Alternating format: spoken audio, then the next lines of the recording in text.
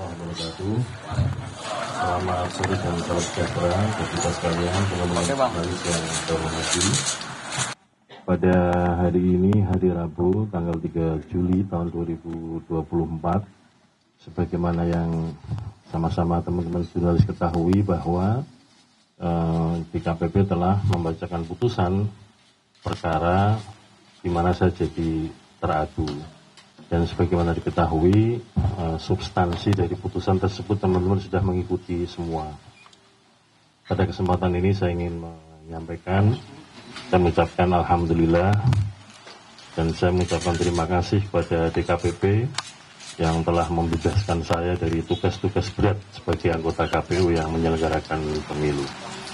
Pada teman-teman jurnalis yang selama ini berinteraksi, berhubungan dengan saya, sekiranya ada kata-kata atau tindakan saya yang kurang berkenan, saya mohon maaf. Saya kira itu yang dapat saya sampaikan pada kesempatan ini. Terima kasih. Assalamualaikum warahmatullahi wabarakatuh.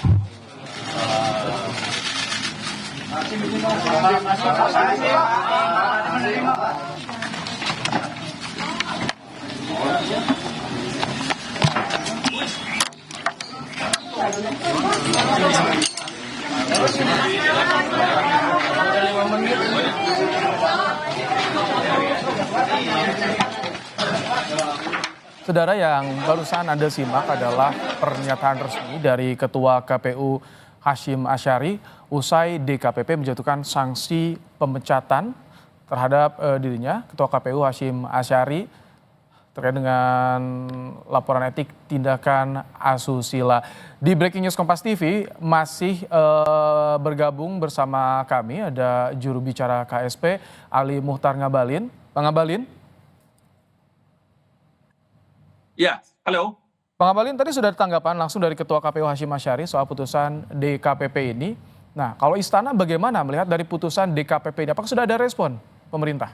Oh enggak, ini sudah sore jadi sudah belum ada perkembangan, tapi kami punya link komunikasi internal, link komunikasi di Istana Kepresidenan, KSP, dan lain-lain. Jadi mungkin nanti setelah siaran ini saya mau lihat komunikasi kita, link komunikasi di Istana nanti kayak apa. Tapi kan ini baru juga ada press conference jadi Ketua KPU, jadi kami belum bisa berikan tanggapan apa-apa. Ini ada tenggat waktu ya Bang Ngabalin, sekitar 7 hari diminta oleh KPP untuk Presiden Jokowi pemerintah menanggapi putusan ini. Apakah akan dilanjutkan dengan penerbitan kepres atau bagaimana biasanya Bang Ngabalin? Ini untuk pertama kali, Nanti mesti kita lihat dulu regulasinya, kedudukan DKPP, kemudian status KPU dan lain-lain. Jadi belum bisa sama sekali memberikan tanggapan apa-apa. Oke, baik. Kita juga masih bersama dengan politisi PDIP Bang Guntur Romli. Bang Guntur? Ya. Bang Guntur, boleh kita minta tanggapan sedikit soal adanya putusan DKPP yang memerintahkan memecat Ketua KPU Hasyim Asyari. Bagaimana tanggapan Anda? Perwakilan partai politik. Ya, kalau kita melihat rekam jejak Ketua KPU itu kan sudah banyak pelanggaran-pelanggaran etik sebelum-sebelumnya. Kemudian juga ada isu juga soal hukum. Ya, dari PDI Perjuangan ya menghormati apa putusan DKPP harus dipatuhi ya, apapun keputusan dari Dewan Kehormatan Pemilu itu. Dan karena selama ini juga kita melihat rekam jejaknya sudah banyak pelanggaran, ya itu mungkin sudah hukuman ya bagi Ketua KPU gitu. Oke. Itu kalau kami melihat sendiri. Baik. Mas Umam, bagaimana Anda melihat putusan dari DKPP terhadap Ketua KPU? Implikasinya di ranah politik kita seperti apa? Ya, tentu harus dipisahkan dulu putusan dari DKPP ini apakah terkait dengan konteks mekanisme kepemiluan atau terkait dengan hal lain yang kemudian memunculkan implikasi ini. Tetapi bagaimanapun juga keputusan dari DKPP rasanya sudah menjadi putusan final, dan tampaknya tadi kalau misalnya kita cermati proses press conference secara singkat juga sudah dilakukan, dan tampaknya tidak ada pesan secara khusus yang kemudian melakukan perlawanan terhadap. Oke, Bang Ngabalin, kalau dari pemerintah, Pak Jokowi terutama apakah juga memantau bagaimana jalannya sidang etik di KPP ini terkait dengan Ketua KPU, kasus Ketua KPU, dan setelah putusan ini apakah akan ada rapat atau bagaimana informasi yang Anda peroleh hingga saat ini? Bahwa yang pasti KPU adalah lembaga negara yang independen, kemudian ada Dewan Kehormatan Penyelenggara Pemilu.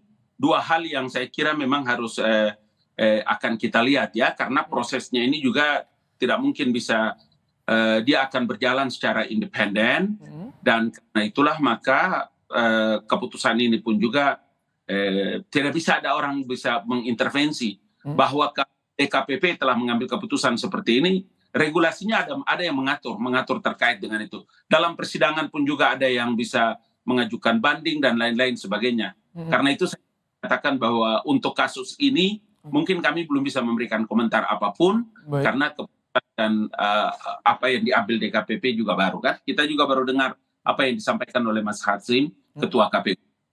Bang Guntur, dengan adanya putusan ini, apakah menurut Anda ini bisa berpengaruh terhadap pelaksanaan pilkada yang saya tahapannya sudah mulai bergulir nih, Bang Guntur? Ya, kalau kita melihat ini kan hukuman yang sangat memalukan dan menyedihkan. Tapi kalau kami sendiri kan bersama korban lah kan. Di situ kan ada korban, ada pelecehan, ada tindakan asusila. Kalau kami sendiri bersama korban ya, yang mendapat perlakuan yang tidak senonoh dari yang putusan, kalau kita tadi membaca dari keputusan DKPP, maka kalau itu sendiri juga pasti publik juga akan menilai bagaimana kualitas seorang yang katakanlah harus bisa menjadi seorang yang punya integritas, apalagi Ketua KPU ini baru membacakan khutbah Idul Adha di depan Presiden Jokowi. Waktu di mana itu? Di Semarang kemarin, soal bagaimana menyembelih sifat kebinatangan, tapi ternyata vonisnya dari DKPP seperti itu, ya publik juga pasti akan menilai. Dan biasanya kan kalau orang menilai kan tidak hanya melihat kepada suatu kasus, tapi kepada integritas orang itu sendiri. Oke. Begitu, Mas. Ini harus ada jaminan dari penyelenggara pemilu, terutama karena pilkada sudah mulai bergulir, agar tidak terganggu dengan proses ini. Terima kasih Pak Muhtar Ngabalin, Bang Guntur Romli, Mas Ahmad Khairul Umam telah bergabung bersama Kompas TV sore hari ini, dan Breaking News Kompas TV kami akhiri. Kita akan kembali di Kompas Petang, saudara.